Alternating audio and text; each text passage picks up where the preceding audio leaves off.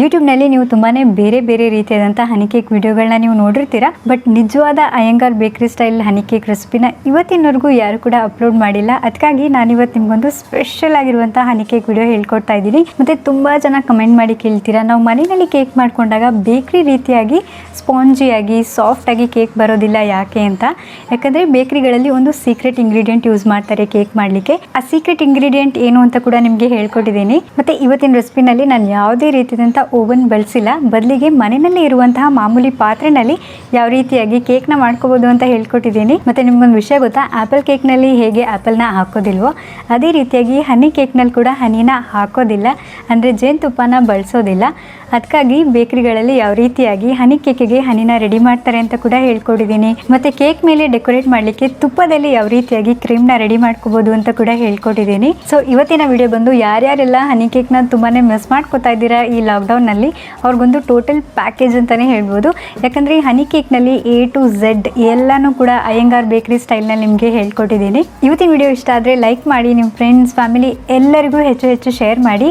ಇದೇ ರೀತಿಯಾದಂಥ ನೀವು ಯಾವುದೇ ಚಾನಲ್ನಲ್ಲಿ ನೋಡಲಿಕ್ಕೆ ಸಿಗದಲ್ಲೇ ಇರುವಂತಹ ಡಿಫ್ರೆಂಟ್ ರೆಸಿಪೀಸ್ನ ನಾನು ಯಾವಾಗಲೂ ನಮ್ಮ ಚಾನಲ್ನಲ್ಲಿ ಪೋಸ್ಟ್ ಮಾಡ್ತಾ ಇರ್ತೀನಿ.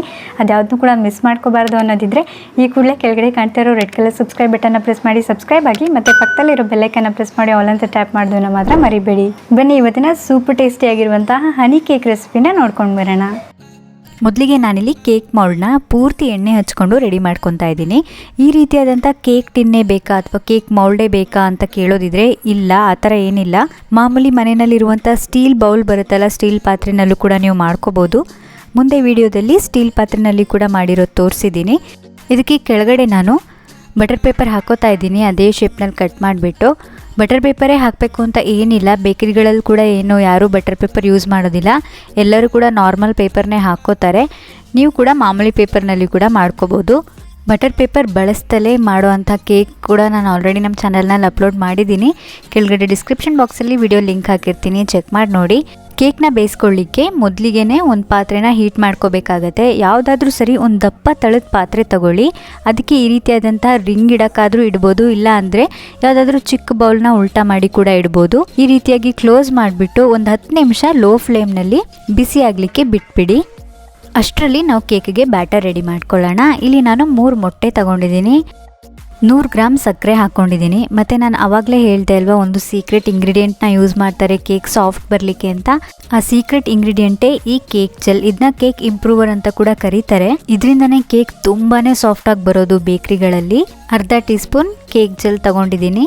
ಇದನ್ನ ಇವಾಗ ಇಷ್ಟನ್ನು ಚೆಂದ ಬೀಟ್ ಮಾಡ್ಕೋಬೇಕು. ಹೈ ಸ್ಪೀಡ್ನಲ್ಲಿ ಒಂದು 2 ರಿಂದ 3 ನಿಮಿಷ ಬೀಟ್ ಮಾಡಿಕೊಂಡ್ರೆ ಸಾಕು. ಇದು ಪೂರ್ತಿ ಫ್ಲಫಿ ಆಗಿಬಿಟ್ಟು ಪೇಲ್ ಯೆಲ್ಲೋ ಕಲರ್ ಬರುತ್ತೆ, ಅಂದರೆ ವೈಟಿಶು ಇರುತ್ತೆ, ಸ್ವಲ್ಪ ಯೆಲ್ಲೋ ಥರನೂ ಇರುತ್ತೆ. ಆವಾಗ ನಾವು ನೆಕ್ಸ್ಟ್ ಇಂಗ್ರೀಡಿಯೆಂಟ್ನ ಆ್ಯಡ್ ಮಾಡ್ಕೋಬೋದು. ಮತ್ತು ಎಲೆಕ್ಟ್ರಿಕ್ ಬೀಟರೇ ಬೇಕಾ ಕೇಕ್ ಮಾಡಲಿಕ್ಕೆ ಅಂತ ಕೇಳೋದಿದ್ರೆ ಡೆಫಿನೆಟ್ಲಿ ಇಲ್ಲ, ಮಾಮೂಲಿ ಕೈನಲ್ಲಿ ಕೂಡ ನೀವು ಮಾಡ್ಕೋಬೋದು. ಯಾವುದೇ ರೀತಿಯಾದಂಥ ಬೀಟರ್ ವಿಸ್ಕರ್ ಯಾವುದು ಕೂಡ ಬೇಕಾಗಿಲ್ಲ. ಬಟ್ ಎಲೆಕ್ಟ್ರಿಕ್ ಬೀಟರ್ ಯೂಸ್ ಮಾಡಿದರೆ ಒಂದು 5 ನಿಮಿಷದಲ್ಲಿ ಕೇಕ್ ಬ್ಯಾಟರ್ ರೆಡಿ ಆಗಿಬಿಡುತ್ತೆ. ಅದಕ್ಕಾಗಿ ಬೀಟರಲ್ಲಿ ಮಾಡೋದು. ಒಂದು ವೇಳೆ ನಿಮಗೆ ಬೀಟರಲ್ಲಿ ಬೇಡ ಕೈಯಲ್ಲೇ ಮಾಡಿ ತೋರಿಸಿ ಅನ್ನೋದಿದ್ರು ಕೂಡ ನಾನು ನಿಮಗೊಂದು ವಿಡಿಯೋ ಮಾಡಿ ತೋರಿಸ್ಕೊಡ್ತೀನಿ. ಮತ್ತು ಕೇಕ್ ಮಾಡಬೇಕಾದ್ರೆ ಯಾವುದೇ ಇಂಗ್ರೀಡಿಯೆಂಟ್ನೂ ಕೂಡ ಅಂದಾಜಲ್ಲಿ ಹಾಕ್ಲಿಕ್ಕೆ ಸಾಧ್ಯನೇ ಇಲ್ಲ. ಪ್ರತಿ ಒಂದು ಇಂಗ್ರೀಡಿಯೆಂಟ್ನೂ ಕೂಡ ಮೆಷರ್ ಮಾಡಿ ತೂಕ ನೋಡೇ ಹಾಕಬೇಕು. ಯಾಕಂದರೆ 5 ಗ್ರಾಮ್ 10 ಗ್ರಾಮ್ ಹೆಚ್ಚು ಕಮ್ಮಿ ಆದರೂ ಕೂಡ ಕೇಕ್ ಹಾಳಾಗೋ ಸಾಧ್ಯತೆ ಇರುತ್ತೆ. ಅದಕ್ಕಾಗಿ ನೀವು ಮನೆಯಲ್ಲಿ ಚಿಕ್ಕ ಕೇಕ್ ಮಾಡ್ಕೋತೀರಾ ಅನ್ನೋದಿದ್ರೆ ಕರೆಕ್ಟಾದಂಥ ಮೆಷರ್ಮೆಂಟ್ ನಾನು ನಿಮ್ಗೆ ಇವತ್ತು ಹೇಳ್ಕೊಟ್ಟಿದ್ದೀನಿ. ಈ ವಿಡಿಯೋನ ಡೌನ್ಲೋಡ್ ಮಾಡಿ ಇಟ್ಕೊಂಡಿರಿ ಅಥವಾ ಸೇವ್ ಮಾಡಿ ಇಟ್ಕೊಂಡಿರಿ. ನೆಕ್ಸ್ಟ್ ಟೈಮ್ ನೀವು ಯಾವಾಗಲೇ ಕೇಕ್ ಮಾಡಬೇಕಾದ್ರೂ ಕೂಡ ಈ ಮೆಷರ್ಮೆಂಟ್ ನೋಡಿಕೊಂಡು ನೀವು ಟ್ರೈ ಮಾಡ್ಬೋದು. ಇನ್ನು ಕೇಕ್ ಜೆಲ್ ವಿಷಯಕ್ಕೆ ಬಂದರೆ ನೀವಿಲ್ಲಿ ನೋಡ್ತಾ ಇರ್ಬೋದು ಯಾವ ರೀತಿಯಾಗಿರುತ್ತೆ ಕೇಕ್ ಜೆಲ್ ಬಾಕ್ಸ್ ಅಂತ. ನಾನಿಲ್ಲಿ ನಿಮಗೆ ತೋರಿಸ್ತಾ ಇರೋವಂಥದ್ದು 1 kgದು ದೊಡ್ಡ ಬಾಕ್ಸು. ಮನೆ ಯೂಸ್ಗಳಿಗೆ ಇಷ್ಟೊಂದು ದೊಡ್ಡ ಬಾಕ್ಸ್ ಬೇಕಾಗೋದಿಲ್ಲ. ಜಸ್ಟ್ ಒಂದು 50 ಗ್ರಾಮ್ 100 ಗ್ರಾಮ್ದೆಲ್ಲ ಸಣ್ಣ ಬಾಕ್ಸ್ ಕೂಡ ಸಿಗುತ್ತೆ ಆನ್ಲೈನಲ್ಲಿ, ಬೇಕಿದ್ರೆ ನೀವು ಆರ್ಡರ್ ಮಾಡ್ಕೋಬೋದು. ಇದೇನು ಕಾಸ್ಟ್ಲಿ ಕೂಡ ಅಲ್ಲ. ನೀವು ಇದೊಂದು ತೊಗೊಂಡು ಇಟ್ಕೊಂಡ್ರೆ ಕೈನಲ್ಲೇ ಯಾವ ರೀತಿಯಾಗಿ ಕೇಕ್ ಮಾಡ್ಕೊಳ್ಳೋದು ಅಂತ ಮುಂದಿನ ವಿಡಿಯೋಗಳಲ್ಲಿ ನಾನು ನಿಮಗೆ ಹೇಳ್ಕೊಡ್ತೀನಿ. ಇವಾಗ ಒಂದು 2-3 ನಿಮಿಷ ಚೆಂದ ಬೀಟ್ ಮಾಡ್ಕೊಂಡ ನಂತರ ಈ ರೀತಿಯಾಗಿ ಕಲರ್ ಚೇಂಜ್ ಆಗಿದೆ, ಸ್ವಲ್ಪ ವೈಟಿಶ್ ಬಂದಿರುತ್ತೆ. ನಾವು ಕೇಕ್ ಜೆಲ್ ಹಾಕ್ಕೊಂಡಿರೋದ್ರಿಂದ ನಾವು ಹಾಕ್ಕೊಂಡಿರೋ ಕ್ವಾಂಟಿಟಿ ಡಬಲ್ ಆಗುತ್ತೆ. ಈ ರೀತಿಯಾಗಿ ಫ್ಲಫಿಯಾಗಿ ಬರೋವರೆಗೂ ಬೀಟ್ ಮಾಡ್ಕೊಂಡ ನಂತರ ನೆಕ್ಸ್ಟ್ ಇಂಗ್ರೀಡಿಯೆಂಟ್ಗಳನ್ನ ಆ್ಯಡ್ ಮಾಡ್ಕೊಳ್ಳೋಣ. ವೆನಿಲಾ ಎಸೆನ್ಸ್ ಹಾಕೋತಾ ಇದ್ದೀನಿ. ಈ ರೀತಿಯಾದಂಥ ಚಿಕ್ಕ ಬಾಟಲ್ ಕೂಡ ಸಿಗುತ್ತೆ, 20 ml ಬಾಟ್ಲು 35 ರೂಪಾಯಿ ಅಷ್ಟೇ. ಇದೊಂದು ಚಿಕ್ಕ ಬಾಟ್ಲಿಗೆ ಜಸ್ಟ್ ಒಂದು 3-4 ಹನಿಗಳಷ್ಟು ಹಾಕೊತಾ ಇದ್ದೀನಿ ಅಷ್ಟೇ. ಮತ್ತು 1 ಚಮಚದಷ್ಟು ನೀರು ಹಾಕೋತಾ ಇದ್ದೀನಿ. ನೀರು ಬದಲಿಗೆ ಹಾಲು ಕೂಡ ಹಾಕ್ಕೋಬೋದು. ಮತ್ತು 1/4 ಟೀ ಸ್ಪೂನ್ಗಿಂತ ಕಡಿಮೆ ಬೇಕಿಂಗ್ ಪೌಡರ್ ಹಾಕ್ಕೊಂಡಿದ್ದೀನಿ. ಬೇಕಿಂಗ್ ಪೌಡರ್ ಮಾತ್ರ ಎಲ್ಲ ದಿನಸಿ ಅಂಗಡಿಗಳಲ್ಲಿ ಕೂಡ ತುಂಬಾ ಈಸಿಯಾಗಿ ಸಿಕ್ಬಿಡುತ್ತೆ. ಇವಾಗ ಇದನ್ನ ಲೋ ಸ್ಪೀಡ್ನಲ್ಲಿ ಮತ್ತೆ 1 ನಿಮಿಷ ಮಿಕ್ಸ್ ಮಾಡ್ಕೊತಾ ಇದ್ದೀನಿ. ಇದಕ್ಕೆ ಒಂದು 2 ಚಿಟಿಕೆಯಷ್ಟು ಉಪ್ಪು ಹಾಕ್ಕೊಂಡಿದ್ದೀನಿ ಮತ್ತು 100 ಗ್ರಾಮ್ನಷ್ಟು ಮೈದಾನ ಸ್ವಲ್ಪನೇ ಸೇರಿಸ್ತಾ ಬೀಟ್ ಮಾಡ್ಕೊತಾ ಹೋಗ್ತೀನಿ. ಲೋ ಸ್ಪೀಡ್ನಲ್ಲಿ ನಿಧಾನಕ್ಕೆ ಇದನ್ನ ಮಿಕ್ಸ್ ಮಾಡ್ಕೊತಾ ಇದ್ದೀನಿ. ಬೀಟರ್ನ ಒಂದೇ ಕಡೆ ಇಟ್ಕೊಂಡು ಮಿಕ್ಸ್ ಮಾಡೋಕ್ಕೆ ಹೋಗಬೇಡಿ, ಈ ರೀತಿಯಾಗಿ ಸುತ್ತಿಸ್ತಾ ಇರಬೇಕು, ಆವಾಗಲೇ ಎಲ್ಲ ಇಂಗ್ರೀಡಿಯೆಂಟ್ ಕರೆಕ್ಟಾಗಿ ಮಿಕ್ಸ್ ಆಗೋದು. ಮತ್ತು ಈ ಬೀಟ್ ಮಾಡಲಿಕ್ಕೆ ಸ್ವಲ್ಪ ದೊಡ್ಡ ಸೈಜ್ ಬೌಲ್ ತಗೊಳ್ಳಿ, ಯಾಕಂದರೆ ಬೀಟ್ ಮಾಡ್ತಾ ಏನಿದೆ ಇದು ಜಾಸ್ತಿ ಆಗ್ತಾ ಹೋಗುತ್ತೆ ಕ್ವಾಂಟಿಟಿ. ನಾವು ತೊಗೊಂಡಿರೋದು 3 ಮೊಟ್ಟೆ ಅಷ್ಟೇ, ಎಷ್ಟೊಂದು ಕೇಕ್ ಬ್ಯಾಟರ್ ಆಗಿದೆ ಅಲ್ವಾ, ಅದಕ್ಕಾಗಿ ಸ್ವಲ್ಪ ದೊಡ್ಡ ಪಾತ್ರೆಯಲ್ಲಿ ಬೀಟ್ ಮಾಡ್ಕೋಬೇಕು. ಎಲೆಕ್ಟ್ರಿಕ್ ಬೀಟರಲ್ಲಿ ಮಾಡಿಕೊಂಡ್ರೆ ಈ ಕೇಕ್ ಬ್ಯಾಟರ್ ಬಂದು ಒಂದು 7-8 ನಿಮಿಷದೊಳಗಡೆ ರೆಡಿ ಆಗಿಬಿಡುತ್ತೆ. ಬಟ್ ನಾವು ಕೈಯಲ್ಲಿ ಮಾಡ್ಕೊತೀವಿ ಅಂದರೆ ಸ್ವಲ್ಪ ಲೇಟ್ ಆಗುತ್ತೆ. ಇವಾಗ ಇದಕ್ಕೆ ಫೈನಲಾಗಿ 25 ಗ್ರಾಮ್ನಷ್ಟು ಅಡುಗೆ ಎಣ್ಣೆ ಹಾಕ್ಕೊಂಡಿದ್ದೀನಿ. ಎಣ್ಣೆ ಹಾಕೊಂಡ್ಮೇಲೆ ಜಾಸ್ತಿ ಬೀಟ್ ಮಾಡ್ಕೊಳ್ಳೋ ಅಂಥ ಅವಶ್ಯಕತೆ ಇರೋದಿಲ್ಲ. ಲೋ ಸ್ಪೀಡ್ನಲ್ಲಿ ಜಸ್ಟ್ ಹಾಗೆ ಎಣ್ಣೆ ಎಲ್ಲ ಮಿಕ್ಸ್ ಆಗೋ ಥರ ಒಂದು 30 ಸೆಕೆಂಡ್ ಮಿಕ್ಸ್ ಮಾಡ್ಕೊಂಡಿದ್ದೀನಿ ಅಷ್ಟೇ. ಎಣ್ಣೆ ಹಾಕೊಂಡ್ಮೇಲೆ ಪೂರಾ ಶೈನಿಯಾಗಿ ಈ ಕೇಕ್ ಬ್ಯಾಟರ್ ರೆಡಿ ಆಗುತ್ತೆ. ಇದನ್ನ ಇವಾಗ ಒಮ್ಮೆ ಹಾಗೆ ಸ್ಪ್ಯಾಚುಲಾದಲ್ಲಿ ಒಂದ್ಸರಿ ಮಿಕ್ಸ್ ಮಾಡ್ಕೊತಾ ಇದ್ದೀನಿ ಎಲ್ಲದನ್ನು ಕೂಡ. ನೀವಿಲ್ಲಿ ನೋಡ್ತಿರ್ಬೋದು ಎಷ್ಟು ಸಕ್ಕದಾಗಿ ಶೈನಿಯಾಗಿ ಕೇಕ್ ಬ್ಯಾಟರ್ ರೆಡಿಯಾಗಿದೆ ಅಂತ. ಕೇಕ್ ಬ್ಯಾಟರ್ ಈ ರೀತಿಯಾಗಿ ಬಂದರೆ ಇದು ಪರ್ಫೆಕ್ಟ್ ಕನ್ಸಿಸ್ಟೆನ್ಸಿ, ರಿಬ್ಬನ್ ಕನ್ಸಿಸ್ಟೆನ್ಸಿ ಅಂತ ಹೇಳ್ತೀವಿ. ಹೀಗಾಗ್ದಾಗ ಅದು ನೀಟಾಗಿ ಲೈನ್ ಬೈ ಲೈನ್ ಬೀಳಬೇಕು. ಇದನ್ನ ಇವಾಗ ಕೇಕ್ ಮೌಲ್ಡ್ಗೆ ಪೂರ್ತಿ ಹಾಕ್ಕೊಂಡಿದ್ದೀನಿ. ಕೆಳಗಡೆ ಡಿಸ್ಕ್ರಿಪ್ಷನ್ ಬಾಕ್ಸ್ನಲ್ಲಿ ಯಾವ್ಯಾವ ಇಂಗ್ರೀಡಿಯೆಂಟ್ನ ಎಷ್ಟೆಷ್ಟು ಹಾಕ್ಕೊಂಡಿದ್ದೀನಿ ಅಂತ ಪೂರ್ತಿ ಬರೆದಿರ್ತೀನಿ, ಇನ್ನೊಂದು ಸರಿ ಒಮ್ಮೆ ಚೆಕ್ ಮಾಡಿ ನೋಡಿ. ಒಮ್ಮೆ ಈ ರೀತಿ ಟ್ಯಾಪ್ ಮಾಡ್ಕೊತಾ ಇದ್ದೀನಿ. ಒಂದು ವೇಳೆ ಏರ್ ಬಬಲ್ಸ್ ಇದ್ದರೆ ಅಂದರೆ ಏನಾದರೂ ಗಾಳಿ ಇದ್ದರೆ ಹೋಗಿಬಿಡಲಿ ಅಂತ. ಅಷ್ಟರಲ್ಲಿ ಪಾತ್ರೆ ಕೂಡ ಕರೆಕ್ಟಾಗಿ ಪ್ರೀ ಹೀಟ್ ಆಗಿರುತ್ತೆ. ಮೌಲ್ಡ್ನ ಇದಕ್ಕೆ ಇಟ್ಕೊತಾ ಇದ್ದೀನಿ. ಸ್ಟವ್ ಫ್ಲೇಮ್ ಬಂದು ಪೂರ್ತಿ ಲೋ ಕೂಡ ಇರಬಾರ್ದು ಮತ್ತು ಮೀಡಿಯಮ್ ಕೂಡ ಇರಬಾರ್ದು, ಎರಡರ ಮಧ್ಯದಲ್ಲಿ ಲೋ ಟು ಮೀಡಿಯಮ್ನಲ್ಲಿ ಇಟ್ಕೊಂಡು ಒಂದು 30-40 ನಿಮಿಷಗಳ ಕಾಲ ಇದನ್ನು ಬೇಯಕ್ಕೆ ಬಿಟ್ಬಿಡಿ. ಕೇಕ್ ಬೇಯೋ ಅಷ್ಟರಲ್ಲಿ ಹನಿ ಕೇಕಿಗೆ ಹಾಕುವಂಥ ಹನಿನ ರೆಡಿ ಮಾಡ್ಕೊಳ್ಳೋಣ. ನಾನಿಲ್ಲಿ ಒಂದು 200 ಗ್ರಾಮ್ನಷ್ಟು ಸಕ್ಕರೆ ತಗೊಂಡಿದ್ದೀನಿ ಮತ್ತು 400 ml ಅಷ್ಟು ನೀರು ತಗೊಂಡಿದ್ದೀನಿ. ಅಂದರೆ ನಾವೆಷ್ಟು ಸಕ್ಕರೆ ತಗೊಂಡಿರ್ತೀವೋ ಅದ್ರ ಡಬಲ್ ನೀರು ಹಾಕೋಬೇಕಾಗತ್ತೆ. ಮತ್ತು ಸ್ವಲ್ಪ ಕಲರ್ ಹಾಕ್ಕೊಂಡಿದ್ದೀನಿ, ಕಲರ್ ಹಾಕ್ಕೊಂಡಿಲ್ಲ ಅಂದರೂ ಕೂಡ ನಡೆಯುತ್ತೆ. ಹಾಕೋಬೇಕು ಅನ್ನೋದಿದ್ರೆ ಮಾಮೂಲಿ ಕೇಸರಿ ಬಾತ್ಗೆ ಹಾಕುವಂಥ ಕಲರ್ ಬರುತ್ತಲ್ವ, ಅದನ್ನೇ ಹಾಕೋಬೋದು. ಮತ್ತು ಒಂದೇ ಒಂದು ಏಲಕ್ಕಿನ ತುದಿನಲ್ಲಿ ಸ್ವಲ್ಪ ಸಿಪ್ಪೆನ ಓಪನ್ ಮಾಡಿಬಿಟ್ಟಿದ್ದಕ್ಕೆ ಹಾಕ್ಕೊಂಡಿದ್ದೀನಿ. ಇವಾಗ ಇದನ್ನ ಚೆಂದ ಬೇಯಲಿಕ್ಕೆ ಬಿಟ್ಬಿಡೋಣ. ಅಂದರೆ ಇದು ಪಾಕ ತೆಕ್ಕೋಬೇಕು ಅಂತ ಎಲ್ಲ ಏನಿಲ್ಲ, ಜಸ್ಟ್ ಸಕ್ಕರೆ ಕರಗಿಬಿಟ್ಟು ಸ್ವಲ್ಪ ಕುದಿಬೇಕು, ಚೆನ್ನಾಗಿ ಕುದಿದ್ರೆ ಸಾಕಿದು. 1 ಎಳೆ ಪಾಕ 2 ಎಳೆ ಪಾಕ ಇದು ಯಾವುದ್ರ ಅವಶ್ಯಕತೆ ಕೂಡ ಇಲ್ಲ. ಸಕ್ಕರೆ ಕರಗಿದ ಮೇಲೆ ಒಂದು 2-3 ನಿಮಿಷ ಚೆಂದ ಕುದಿಸ್ಕೊಂಡ್ರೆ ಸಾಕಾಗುತ್ತೆ. ನಾನಿಲ್ಲಿ ಒಂದು 5-6 ನಿಮಿಷ ಆದಮೇಲೆ ಸ್ಟವ್ ಆಫ್ ಮಾಡ್ಕೊಂಡಿದ್ದೀನಿ. ನೀವಿಲ್ಲಿ ನೋಡ್ತಿರ್ಬೋದು ಪಾಕದ ಥರ ಗಟ್ಟಿಯೆಲ್ಲ ಏನಾಗಿಲ್ಲ. ಈ ರೀತಿ ತೆಳುಗಿದ್ರೇ ಕೇಕ್ ಹನಿನ ತುಂಬ ಚೆನ್ನಾಗಿ ಹೀರ್ಕೊಳ್ಳೋಕ್ಕೆ ಸಾಧ್ಯ ಆಗುತ್ತೆ. ಇದು ಪೂರ್ತಿ ತಣ್ಣಗಾಗಕ್ಕೆ ಬಿಟ್ಬಿಡಬೇಕು. ಬಿಸಿದನ್ನ ನಾವು ಕೇಕಿಗೆ ಹಾಕೋಕ್ಕಾಗೋದಿಲ್ಲ, ಪೂರ್ತಿ ತಣ್ಣಗಾಗ್ಬಿಡ್ಲಿ ಇದು. ಅಷ್ಟರಲ್ಲಿ ನಮ್ಮ ಕೇಕ್ ಕೂಡ ತುಂಬ ಚೆನ್ನಾಗಿ ಬೇಕಾಗಿರುತ್ತೆ. ನಾನಿಲ್ಲಿ ಮರ್ತ್ಬಿಟ್ಟು ಸ್ಟಾರ್ಟಿಂಗ್ ಒಂದು 10 ನಿಮಿಷ ಹೈ ಫ್ಲೇಮ್ನಲ್ಲಿ ಇಟ್ಬಿಟ್ಟಿದ್ದೆ. ನೀವು ಆ ರೀತಿಯಾಗಿ ಮಾಡ್ಕೊಳ್ಳೋಕೆ ಹೋಗಬೇಡಿ, ಯಾಕಂದರೆ ತಳ ಸುಟ್ಟೋದ ರೀತಿ ಆಗುತ್ತೆ. ಕೇಕ್ ಟೇಸ್ಟ್ ಏನು ಚೇಂಜ್ ಆಗಲ್ಲ, ಬಟ್ ನೋಡೋಕೆ ಚೆನ್ನಾಗಿ ಕಾಣಿಸಲ್ಲ ಅಷ್ಟೇ. ಒಂದು 35 ನಿಮಿಷ ಆದಮೇಲೆ ನಾನು ಇದನ್ನು ತೆಗೆದುಬಿಟ್ಟು ನೋಡ್ತಾ ಇದ್ದೀನಿ ಕೇಕ್ ಬೆಂದಿದೆಯೋ ಇಲ್ವೋ ಅಂತ.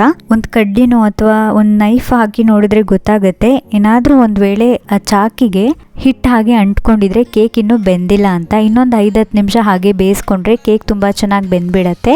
ಮತ್ತು ಸ್ಟಾರ್ಟಿಂಗಲ್ಲಿ ಕೇಕ್ ಬೇಯಲಿಕ್ಕೆ ಇಟ್ಟಾಗ 5-5 ನಿಮಿಷಕ್ಕೂ 10-10 ನಿಮಿಷಕ್ಕೂ ಲಿಡ್ನ ಓಪನ್ ಮಾಡಿ ನೋಡಬೇಡಿ ಕೇಕ್ ಬೆಂತಾ ಇಲ್ವೋ ಅಂತ.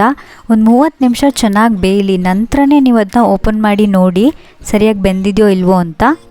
ಆ ರೀತಿಯಾಗಿ ಮತ್ತೆ ಕ್ಯಾಪ್ ಓಪನ್ ಆಗ್ತಾಯಿದ್ರೆ ಟೆಂಪರೇಚರ್ ಕಮ್ಮಿ ಆಗುತ್ತೆ, ಅಂದರೆ ಹೀಟ್ ಕಮ್ಮಿ ಆಗುತ್ತೆ. ಆವಾಗ ಕೇಕ್ ನೀಟಾಗಿ ರೈಸ್ ಆಗೋದಿಲ್ಲ. ಅದಕ್ಕಾಗಿ ನಾನಿಲ್ಲಿ ಒಂದು 10 ನಿಮಿಷ ಆದಮೇಲೆ ಮತ್ತೆ ಚಾಕ್ನ ಹಾಕಿ ನೋಡ್ತಾ ಇದ್ದೀನಿ ಬೆಂದಿದೆಯೋ ಇಲ್ವೋ ಅಂತ. ಒಂಚೂರು ಕೂಡ ಹಿಟ್ಟು ಅಂಟಿಲ್ಲ, ಕರೆಕ್ಟಾಗಿ ಬೆಂದಿದೆ ಕೇಕು. ಇದನ್ನ ಇವಾಗ ಹೊರಗಡೆ ತೆಗೆದುಬಿಟ್ಟು ಪೂರ್ತಿ ತಣ್ಣಗಾಗೋವರೆಗೂ ಹಾಗೆ ಬಿಡ್ತಾ ಇದ್ದೀನಿ. ಫ್ರಿಜ್ಜಲ್ಲೆಲ್ಲ ಇಟ್ಕೊಂಡು ತಣ್ಣಗೆ ಮಾಡ್ಕೋಬೇಡಿ ಇದನ್ನು. ಹಾಗೆ ಹೊರಗಡೆ 1-2 ಗಂಟೆ ಹೊರಗಡೆ ಇಟ್ಟರೆ ತುಂಬ ಚೆನ್ನಾಗಿ ತಣ್ಣಗಾಗ್ಬಿಡುತ್ತೆ. ಅದಾಗದೆ ಕೇಕ್ ತಣ್ಣಗಾಗೋ ಅಷ್ಟರಲ್ಲಿ ಕೇಕ್ ಮೇಲೆ ಹಾಕಲಿಕ್ಕೆ ಜಾಮ್ ಮತ್ತು ಕ್ರೀಮ್ ರೆಡಿ ಮಾಡ್ಕೊಳ್ಳೋಣ. ನಾನಿಲ್ಲಿ ಮಾಮೂಲಿ ಕಿಸಾನ್ ಜಾಮ್ ತೊಗೊಂಡ್ಬಿಟ್ಟು ಇದನ್ನು ಈ ರೀತಿಯಾಗಿ ಒಂದು ಬೌಲ್ಗೆ ಹಾಕ್ಕೊಂಡು ಮಿಕ್ಸ್ ಮಾಡ್ಕೋತಾ ಇದ್ದೀನಿ. ಒಂದು ವೇಳೆ ಗಟ್ಟಿ ಇದ್ದರೆ ಜಾಮು ತೆಳುಗಾಗಲಿ ಅಂತ ಮೇಲ್ಗಡೆ ಸ್ಪ್ರೆಡ್ ಮಾಡಲಿಕ್ಕೆ ಈಸಿ ಆಗುತ್ತೆ. ಈ ರೀತಿಯಾಗಿ ನಾವು ತೆಳುಗೆ ಮಾಡಿಕೊಂಡ್ರೆ 1-2 ನಿಮಿಷ ಈ ರೀತಿಯಾಗಿ ಮಿಕ್ಸ್ ಮಾಡಿಕೊಂಡ್ರೆ ಸಾಕು, ಜಾಮ್ ತುಂಬಾ ಬೇಗ ರೆಡಿ ಆಗಿಬಿಡುತ್ತೆ. ಕೇಕ್ ಮೇಲೆ ಹಾಕುವಂತಹ ಕ್ರೀಮ್ನ ರೆಡಿ ಮಾಡ್ಕೊಳ್ಳೋಣ. ತುಪ್ಪದಲ್ಲಿ 2 ಸ್ಪೂನ್ ತುಪ್ಪ ಹಾಕ್ಕೊಂಡಿದ್ದೀನಿ. ತುಂಬ ತೆಳುಗಿರೋದು ಬೇಡ, ಅಂದರೆ ಕರ್ಗಿರೋ ತುಪ್ಪ ಬೇಡ, ಸ್ವಲ್ಪ ಗಟ್ಟಿ ಇದ್ದರೆ ಚೆನ್ನಾಗಿರುತ್ತೆ. ಸ್ಪೂನ್ ಆಗ್ಬೋದು, ಫೋರ್ಕ್ ಆಗ್ಬೋದು, ಬೀಟರ್ ಆಗ್ಬೋದು, ಯಾವುದ್ರಲ್ಲಾದರೂ ನೀವು ಈ ರೀತಿಯಾಗಿ ಮಿಕ್ಸ್ ಮಾಡ್ತಾ ಹೋದರೆ ಕ್ರೀಮ್ ರೆಡಿ ಆಗುತ್ತೆ. ಒಂದು 5-6 ನಿಮಿಷನಾದರೂ ತುಂಬ ಫಾಸ್ಟಾಗಿ ಬೀಟ್ ಮಾಡಬೇಕಾಗುತ್ತೆ. ಇದು ಫ್ಲಫಿಯಾಗಿ, ಅಂದರೆ ನಾವೇನು ತೊಗೊಂಡಿದ್ದೀವಿ ಅದ್ರ ಡಬಲ್ ಆಗುತ್ತೆ ಇದ್ರ ಕ್ವಾಂಟಿಟಿ. ಆವಾಗ ನಮಗೆ ಗೊತ್ತಾಗುತ್ತೆ ಕ್ರೀಮ್ ರೆಡಿ ಆಗಿದೆ ಅಂತ. ಕೇಕೆಲ್ಲ ತಣ್ಣಗಾಗೋ ಅಷ್ಟರಲ್ಲಿ ನಾವು ಇದನ್ನೆಲ್ಲ ನೀಟಾಗಿ ರೆಡಿ ಮಾಡಿ ಇಟ್ಕೋಬೋದು. ಒಂದು 5 ನಿಮಿಷ ಕೈ ಬಿಡ್ದಂಗೆ ಈ ರೀತಿಯಾಗಿ ತಿರುಗಿಸ್ತಾ ಇದ್ದರೆ ಕಲರ್ ಕೂಡ ಚೇಂಜ್ ಆಗುತ್ತೆ. ಪೂರ್ತಿ ಎಲ್ಲೋ ಇದ್ದಿದ್ದು ಸ್ವಲ್ಪ ವೈಟಿಶ್ ಆಗುತ್ತೆ. ಆವಾಗ ನಮಗೆ ಗೊತ್ತಾಗುತ್ತೆ ಕ್ರೀಮ್ ರೆಡಿ ಆಗಿದೆ ಅಂತ. ನೋಡ್ತಾ ಇದ್ದೀರಲ್ವ, ಈ ಕನ್ಸಿಸ್ಟೆನ್ಸಿಗೆ ಬರುತ್ತೆ ಅದು. ಇದಕ್ಕೆ 1 ಸ್ಪೂನಷ್ಟು ಸಕ್ಕರೆ ಪುಡಿ ಹಾಕ್ಕೋತಾ ಇದ್ದೀನಿ. ಸಕ್ಕರೆ ಮಾತ್ರ ತುಂಬ ಚೆನ್ನಾಗಿ ಪುಡಿಯಾಗಿರಬೇಕು. ಆ ರೀತಿಯಾಗಿ ಪುಡಿ ಮಾಡಿಕೊಂಡು ಇದಕ್ಕೆ ಮಿಕ್ಸ್ ಮಾಡ್ಕೊಳ್ಳಿ. ಬೇಕಿದ್ರೆ ಇದಕ್ಕೆ ನೀವು ಸ್ವಲ್ಪ ವೆನಿಲಾ ಎಸೆನ್ಸ್ ಕೂಡ ಹಾಕ್ಕೊಂಡು ಮಿಕ್ಸ್ ಮಾಡ್ಕೋಬೋದು. ಕ್ರೀಮ್ ಇಲ್ಲಿ ಇವಾಗ ರೆಡಿಯಾಗಿದೆ.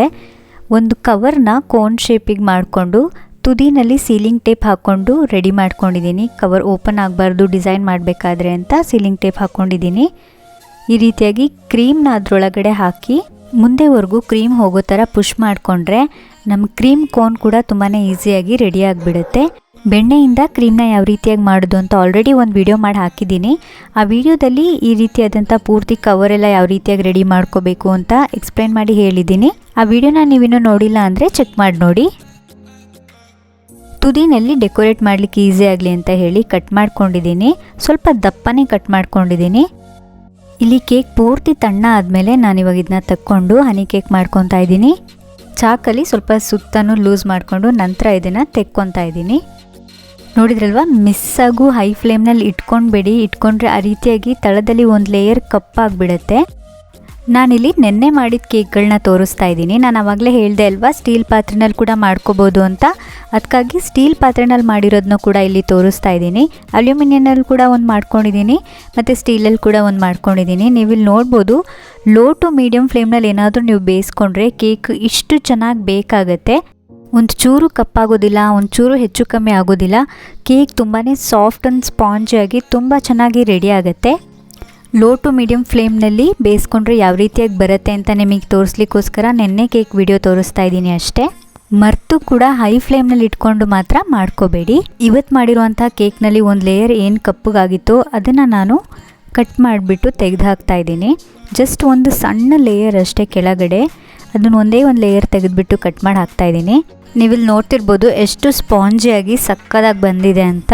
ಹನಿ ಕೇಕ್ ಸ್ಕ್ವೇರ್ ಶೇಪಲ್ಲಿರುತ್ತಲ್ವ, ಅದಕ್ಕಾಗಿ ನಾನು ಸೈಡ್ ಪಾರ್ಟ್ಸ್ನೆಲ್ಲ ತೆಗೆದಾಕ್ಬಿಟ್ಟು ಸ್ಕ್ವೇರ್ ಶೇಪಿಗೆ ಕಟ್ ಮಾಡ್ಕೊತಾ ಇದ್ದೀನಿ. ಸೈಡ್ ಪಾರ್ಟ್ನ ಕೂಡ ನಾನೇನು ವೇಸ್ಟ್ ಮಾಡೋದಿಲ್ಲ, ಅದನ್ನ ಕೂಡ ಹನಿ ಕೇಕ್ ಮಾಡ್ಕೊತೀನಿ. ಮತ್ತು ನಾವು ಆವಾಗಲೇ ಸ್ಕ್ವೇರ್ ಶೇಪ್ ಕಟ್ ಮಾಡ್ಕೊಂಡಿದ್ರಲ್ಲಿ 6 ಪೀಸ್ ಮಾಡ್ಕೊತಾ ಇದ್ದೀನಿ. ನೀವಿಲ್ಲಿ ನೋಡ್ಬೋದು ಎಷ್ಟು ಸಾಫ್ಟ್ ಆ್ಯಂಡ್ ಸ್ಪಾಂಜಿಯಾಗಿ ಕೇಕ್ ರೆಡಿಯಾಗಿದೆ ಅಂತ. ಇಷ್ಟು ಸಾಫ್ಟಾಗಿರುವಂತಹ ಕೇಕ್ ಇವತ್ತಿನವರೆಗೂ ಯಾರು ಕೂಡ ಹೇಳ್ಕೊಟ್ಟಿರ್ಲಿಕ್ಕಿಲ್ಲ ನಿಮಗೆ. ಇವಾಗ ಮೇಲೆ ಇದಕ್ಕೆ ಒಂದು ಲೇಯರ್ ಜಾಮ್ ಹಾಕ್ಕೊತಾ ಇದ್ದೀನಿ. ಯಾವುದಾದ್ರೂ ಒಂದು ಹಳೆ ಕಾರ್ಡ್ ಸಹಾಯದಿಂದ ಲೆವೆಲ್ ಕರೆಕ್ಟಾಗಿ ಮಾಡ್ಕೊಳ್ಳಿ. ನಾವು ಆವಾಗಲೇ ಹನಿ ರೆಡಿ ಮಾಡಿ ಇಟ್ಕೊಂಡಿದ್ವಲ್ಲ, ಆ ಹನಿಗೆ ನಾವೀಗ ರೆಡಿ ಮಾಡಿ ಇಟ್ಕೊಂಡಿರೋವಂಥ ಕೇಕ್ನ ಡಿಪ್ ಮಾಡ್ಕೊಳ್ಳೋಣ. ಕೇಕ್ನ 4 ಸೈಡ್ ಕೂಡ ಡಿಪ್ ಮಾಡ್ಕೊಳ್ಳಿ. ಪೂರಾ ಒಳಗೋಗೋವರೆಗೂ ಡಿಪ್ ಮಾಡ್ಕೋಬೇಡಿ, ಜಸ್ಟ್ ತುದಿ ಮಾತ್ರ ಟಚ್ ಮಾಡಿ ಸಾಕು. ಯಾಕಂದರೆ ಪೂರ್ತಿ ಮಧ್ಯದವರೆಗೂ ಹನಿ ಹೋಗ್ಬಿಟ್ರೆ ಏನಾಗುತ್ತೆ ಅಂದರೆ ಕೇಕ್ ನಿಂತ್ಕೊಳ್ಳೋದೇ ಇಲ್ಲ. ಅದಕ್ಕಾಗಿ ಸೈಡ್ ಮಾತ್ರ ಡಿಪ್ ಮಾಡ್ಕೋಬೇಕು. ಒಂದೊಂದೇ ಕೇಕ್ ತಗೊಂಡು 4 ಸೈಡ್ ಕೂಡ ಇದೇ ರೀತಿ ಅದ್ಕೊಂಡು ಇಟ್ಕೋತಾ ಇದ್ದೀನಿ. ಇವಾಗ ಈ ಹನಿನ ಹತ್ಕೊಂಡಿರೋವಂಥ ಕೇಕ್ನ ಕೊಬ್ಬರಿ ಪುಡಿನಲ್ಲಿ ಸುತ್ತ ಒಂದು ಲೇಯರ್ ಕೋಟ್ ಮಾಡಿಕೊಂಡ್ರೆ ಸಖತ್ ಟೇಸ್ಟಿಯಾಗಿರುವಂತಹ ಹನಿ ಕೇಕ್ ರೆಡಿಯಾಗಿ ಹೋಗಿಬಿಡತ್ತೆ. ನಮ್ಮ ಮನೇಲಂತೂ ಮಾಡಿದ 2 ನಿಮಿಷ ಕೂಡ ಉಳ್ಕೊಂಡಿಲ್ಲ ಕೇಕು, ಎಲ್ಲ ಖಾಲಿಯಾಗಿ ಹೋಗ್ಬಿಡ್ತು. ಯಾಕಂದರೆ ನಮ್ಮದೇ ಬೇಕ್ರಿ ಇರೋದ್ರಿಂದ ನಾವು ಜಾಸ್ತಿ ಬೇಕ್ರಿ ಐಟಮ್ಸ್ನ ಇಷ್ಟಪಡೋದಿಲ್ಲ. ಬಟ್ ಇದು ನಮ್ಮ ಬೇಕ್ರಿಗಿಂತ ಸಕ್ಕದಾಗಿ ಮಾಡಿದೆ ಅಂತ ಹೇಳಿ ನಮ್ಮ ಮನೇಲಿ ಎಲ್ಲರೂ ಕೂಡ ಪಟ್ಪಡಂತ ಖಾಲಿ ಮಾಡಾಕ್ಬಿಟ್ರು. ಫೈನಲಾಗಿ ನಾವು ರೆಡಿ ಮಾಡಿಟ್ಕೊಂಡಿರುವಂತಹ ಕ್ರೀಮ್ನಲ್ಲಿ ಮೇಲೆ ಒಂದು ಡಿಸೈನ್ ಮಾಡಿಕೊಂಡ್ರೆ ಹನಿ ಕೇಕ್ ಸೂಪರಾಗಿ ರೆಡಿಯಾಗಿ ಹೋಗಿಬಿಡತ್ತೆ. ಬೇಕ್ರಿಗಳಲ್ಲೆಲ್ಲ ಹನಿ ಕೇಕ್ನ ಯಾವ ರೀತಿಯಾಗಿ ಮಾಡ್ತಾರೆ ಅಂತ ಕರೆಕ್ಟಾಗಿ ಹೇಳ್ಕೊಟ್ಟಿದ್ದೀನಿ. ನಿಜವಾದ ಹನಿ ಕೇಕ್ನ ಯಾವ ರೀತಿಯಾಗಿ ಮಾಡ್ತಾರೆ ಅಂತ ತಿಳ್ಕೊಂಡು ನೀವು ಖುಷಿ ಪಟ್ಟಿದ್ದೀರಾ ಅಂತ ಕೂಡ ಅಂದ್ಕೊಂಡಿದ್ದೀನಿ. ನಮ್ಮ ಚಾನಲ್ನ ಮೋಸ್ಟ್ ರಿಕ್ವೆಸ್ಟೆಡ್ ರೆಸಿಪಿ ಇದು. ನೆನ್ನೆಗೆ ನಮ್ಮ ಚಾನಲ್ 10,000 ಸಬ್ಸ್ಕ್ರೈಬರ್ಸ್ ಆಗಿರೋದ್ರಿಂದ ನಮ್ಮ ತಂದೆಯವ್ರ ಹತ್ರ ಮತ್ತು ನಮ್ಮ ಬೇಕ್ರಿನಲ್ಲಿ ಕೇಕ್ ಮಾಡೋರ ಹತ್ರ ಕೇಳಿ ತಿಳ್ಕೊಂಡು ಪರ್ಫೆಕ್ಟ್ ರೆಸಿಪಿನ ನಿಮಗೆ ಹೇಳ್ಕೊಟ್ಟಿದ್ದೀನಿ. ನೋಡಿದ್ರಲ್ವ ಬೇಕ್ರಿಗಳಲ್ಲೆಲ್ಲ ಹನಿ ಕೇಕ್ನ ಯಾವ ರೀತಿಯಾಗಿ ಮಾಡ್ತಾರೆ ಅಂತ. ಇಷ್ಟು ನಿಜವಾದ ರೆಸಿಪಿನ ಯಾರೂ ಕೂಡ ನಿಮಗೆ ಹೇಳ್ಕೊಡೋದಿಲ್ಲ. ನಾವು ನಮ್ಮ ಬೇಕ್ರಿನಲ್ಲಿ ಯಾವ ರೀತಿಯಾಗಿ ಹನಿ ಕೇಕ್ನ ಮಾಡ್ತೀವಿ ಅಂತ ನಾನು ನಿಮ್ಗೆ ಇವತ್ತು ಹೇಳ್ಕೊಟ್ಟಿದ್ದೀನಿ. ಆದರೆ ಕೇಕ್ನ ಬೇಯಿಸ್ಕೊಳ್ಳೋವಂಥ ಟೈಮ್ನಲ್ಲಿ ನಾನು ಮಾಡಿದಂಥ ಎಡವಟ್ಟನ್ನ ನೀವು ಮಾಡ್ಕೊಳ್ಳೋಕೆ ಹೋಗಬೇಡಿ. ಸ್ಟವ್ ಫ್ಲೇಮ್ ಯಾವಾಗಲೂ ಕೂಡ ಲೋ ಮತ್ತು ಮೀಡಿಯಮ್ ಮಧ್ಯದಲ್ಲಿರಬೇಕು. ಅಂದರೆ ಲೋ ಕೂಡ ಇರಬಾರ್ದು, ಯಾಕಂದರೆ ತುಂಬಾ ಟೈಮ್ ಹಿಡಿದ್ಬಿಡುತ್ತೆ. 1 ಗಂಟೆ 1.5 ಗಂಟೆ ಆಗಿಬಿಡುತ್ತೆ ಕೇಕ್ ಬೇಯಲಿಕ್ಕೆ. ನೀವೇನಾದರೂ ಕಡಿಮೆ ಉರಿನಲ್ಲಿ ಇಟ್ಕೊಂಡ್ರಿ ಅಂದರೆ. ಮೀಡಿಯಮ್ ಫ್ಲೇಮ್ನಲ್ಲಿ ಇಟ್ಬಿಟ್ರಿ, ಹೈ ಫ್ಲೇಮ್ನಲ್ಲಿ ಇಟ್ಬಿಟ್ರಿ ಅಂದರೆ ಕೇಕು ತಳ ಫುಲ್ ಸುಟ್ಟೋಗ್ಬಿಡುತ್ತೆ. ಅದಕ್ಕಾಗಿ ಲೋ ಫ್ಲೇಮ್ನೂ ಇರಬಾರ್ದು, ಮೀಡಿಯಮ್ ಫ್ಲೇಮ್ನಲ್ಲೂ ಇರಬಾರ್ದು, ಎರಡರೂ ಮಧ್ಯದಲ್ಲಿ ಇಟ್ಕೊಳ್ಳಿ. ಆವಾಗ ನಿಮಗೆ ಪರ್ಫೆಕ್ಟ್ ಆದಂಥ ಕೇಕು ಸಿಗುತ್ತೆ. ನೆಕ್ಸ್ಟ್ ನಿಮಗೆ ಯಾವುದೇ ರೀತಿಯಾದಂಥ ರೆಸಿಪಿ ರಿಕ್ವೆಸ್ಟ್ ಇದ್ರೂ ಕೂಡ ನನಗೆ ಕಮೆಂಟ್ ಸೆಕ್ಷನಲ್ಲಿ ಕಮೆಂಟ್ ಮಾಡಿ ತಿಳಿಸ್ಬೋದು. ಇವತ್ತಿನ ವಿಡಿಯೋ ಇಷ್ಟ ಆದರೆ ಲೈಕ್ ಮಾಡಿ, ನಿಮ್ಮ ಫ್ರೆಂಡ್ಸ್ ಫ್ಯಾಮಿಲಿಗೆಲ್ಲ ಹೆಚ್ಚು ಶೇರ್ ಮಾಡಿ. ನೀವಿನ್ನೂ ನಮ್ಮ ಚಾನಲ್ಗೆ ಸಬ್ಸ್ಕ್ರೈಬ್ ಆಗಿಲ್ಲ ಅನ್ನೋದಿದ್ರೆ ಈ ಕೂಡಲೇ ಸಬ್ಸ್ಕ್ರೈಬ್ ಮಾಡ್ಕೊಳ್ಳಿ. ನಮ್ಮ ಚಾನಲ್ನಲ್ಲಿರುವಂತಹ ಎಲ್ಲ ರೆಸಿಪೀಸ್ನ ಚೆಕ್ ಮಾಡಿ ನೋಡಿ. ಒಂದು ವೇಳೆ ನಿಮಗೆ ನಮ್ಮ ಚಾನಲ್ ಇಷ್ಟ ಆಯಿತು ಅನ್ನೋದಿದ್ರೆ ಈ ಕೂಡಲೇ ಕೆಳಗಡೆ ಕಾಣ್ತಿರೋ ರೆಡ್ ಕಲರ್ ಸಬ್ಸ್ಕ್ರೈಬ್ ಬಟನ್ನ ಪ್ರೆಸ್ ಮಾಡಿ ಸಬ್ಸ್ಕ್ರೈಬ್ ಮಾಡ್ಕೊಳ್ಳೋದನ್ನು ಮಾತ್ರ ಮರಿಬೇಡಿ. ನಾನು ನಿಮಗೆ ಸಿಗ್ತೀನಿ ಮತ್ತೊಂದು ಸೂಪರ್ ಡೂಪರ್ ರೆಸಿಪಿ ಜೊತೆ. ಅಲ್ಲಿವರೆಗೂ ಹ್ಯಾಪಿ ಕುಕಿಂಗ್.